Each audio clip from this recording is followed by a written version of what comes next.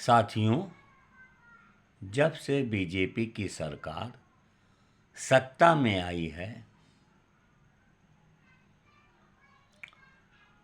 तब से दलित समाज के ऊपर अत्याचार तो बढ़ा ही है, लेकिन उनके मसीहा परम पूज्य बाबा साहब के विषय में भी अभद्र टिप्पणियां की जाने लगी हैं।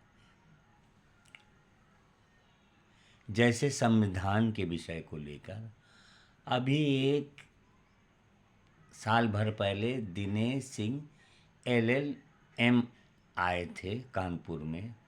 यहाँ पर हम लोगों ने उनका सम्मान किया, उनके साथ फ़ोटो भी खिंचवाई और उनको कार्यक्रम में भी शामिल कराया।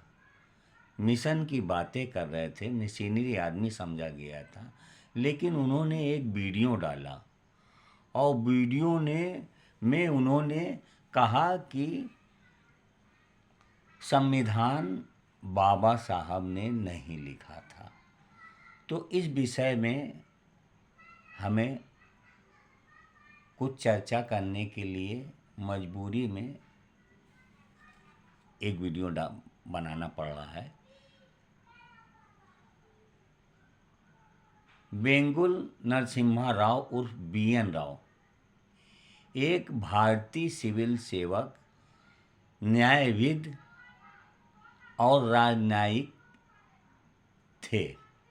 उन्होंने भारतीय संविधान के निर्माण में महत्वपूर्ण भूमिका निभाई थी। वह संविधान सभा के संवैधानिक सलाहकार थे। उन्होंने 1948 में संविधान का पहला मसौदा तैयार किया था। उनका जन्म सर BN राव का जन्म 26 फरवरी 1887 को मैसूर, जो अब कर्नाटक है, में हुआ था। उन्होंने मद्रास विश्वविद्यालय से कानून में स्नातक की उपाधि प्राप्त की थी। उन्होंने भारतीय सिविल सेवा में प्रवेश किया। वो बंगाल के उच्च न्यायालय के न्यायाधीश बने। 1946 में उन्हें संविधान सभा का संवैधानिक सलाहकार नियुक्त किया गया और उन्होंने 1948 में संविधान सभा का पहला मसौदा यानी कि प्रारूप तैयार किया था। वह संयुक्त राष्ट्र सुरक्षा परिषद में भारत के प्रतिनिधि और अंतर्राष्ट्रीय न्यायालय के न्यायाधीश भी रहे। 30 नवंबर 1953 को ज्यूरिख, स्विट्जरलैंड में उनका निधन हो गया था। सर BN राव ने संविधान निर्माण में एक महत्वपूर्ण भूमिका निभाई थी। उन्होंने संविधान सभा के संवैधानिक सलाहकार के रूप में काम किया। उनके उन्होंने मसौदे तैयार किए थे। 243 अनुच्छेद जो उन्होंने मसौदा तैयार किया था, यानी प्रारूप तैयार किया था, 243 अनुच्छेद और 13 अनुसूचियाँ थीं। उन्होंने संविधान के लिए सुझाव भी दिए और उसे प्रभावी बनाने में मदद की। सर BN राव एक विद्वान, न्यायविद, कई पुस्तकों के लेखक, जिनमें इंडियन कॉन्स्टिट्यूशन शामिल है। उन्होंने भारतीय संविधान के निर्माण में महत्वपूर्ण भूमिका निभाई और उन्हें भारत का सबसे महान न्यायविदों में से एक माना जाता भी। तो अब सबसे पहले यह महत्वपूर्ण बात आती है कि संविधान प्रारूप समिति का गठन किया गया 29 अगस्त 1947 को। उससे पहले 9 दिसंबर 1946 को हमारी संविधान सभा का गठन हुआ था।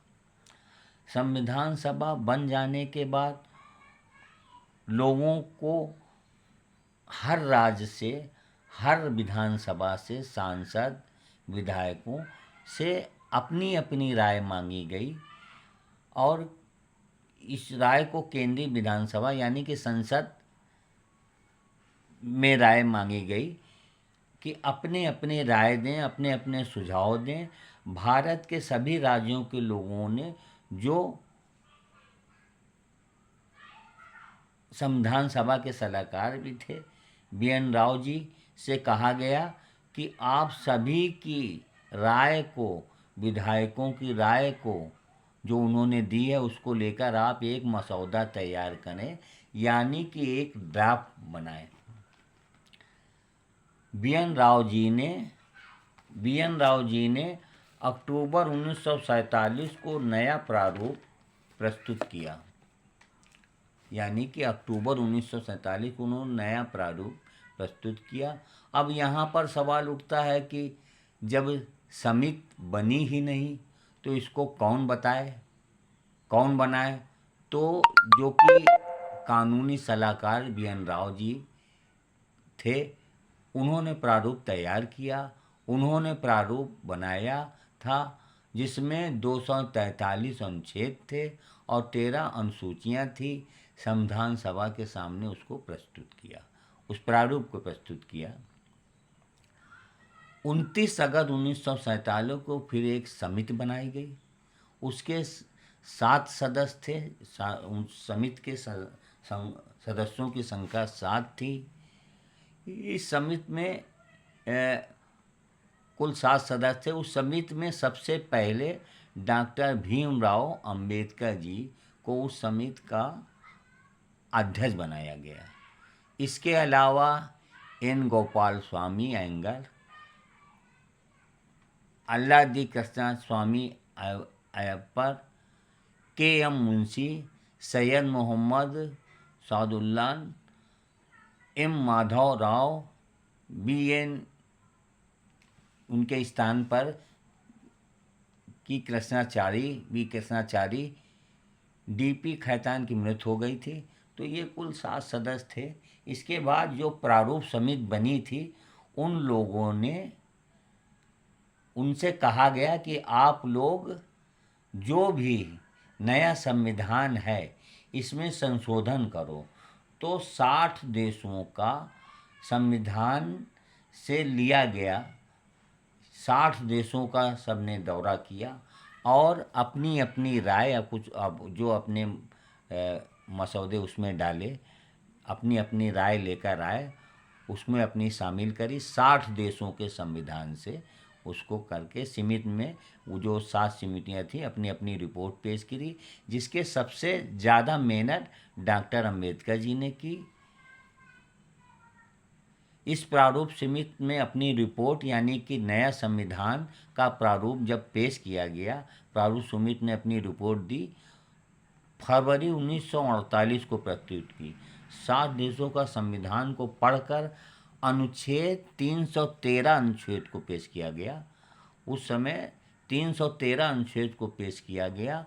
इस संविधान के बाद में इसमें संशोधन किया गया, सबने अपनी अपनी राय रखने को कहा गया। तो लगभग 7,500 संशोधन किए गए, जिनमें लगभग 2500 संशोधन स्वीकार किए गए। 7,500 संशोधन किए गए, जिसमें 2500 को स्वीकार किया गया संशोधन को। और नया संविधान जो बनाया गया, इसमें डॉक्टर अंबेडकर जी ने बड़ी मेहनत करी। कुछ लोग तो छुट्टी पर चले गए थे, कुछ लोग विदेश चले गए, कुछ आते ही नहीं थे, बहानेबाजी करते थे।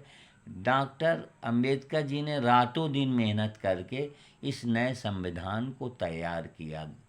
इसीलिए उनको भारत का संविधान निर्माता कहा जाता है और दलित समाज उनको अपना मसीहा मानता है। इसका फाइनल और जब संविधान बन गया तो इस पे 3 वाचकों से गुजारा गया, यानी कि इसकी 3 दफ़े संविधान सभा में इसकी चर्चा की गई और उस चर्चा करने के बाद जो संशोधन हुआ वही लागू किया गया। पूरा संविधान लागू हुआ 26 जनवरी 1950 को भारत का संविधान लागू हुआ और इसमें पहले 24 जनवरी 1950 को संविधान सभा के सदस्यों की बैठक भी हुई थी। इसके बाद 26 जनवरी 1950 को भारत का संविधान लागू हुआ, जिसमें डॉक्टर अंबेडकर जी ने अहम भूमिका निभाई थी।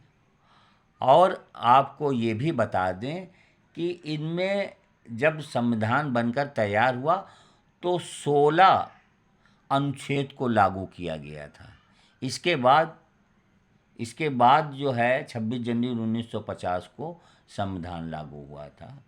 तो साथियों, जिस तरह से परम पूज्य बाबा साहब को उनके विषय में टिप्पणियाँ करते हैं, मेरा मानना है कि स्कूलों में भी संविधान को पढ़ाया जाना अनिवार्य किया जाए। जय भीम, जय भारत, जय संविधान।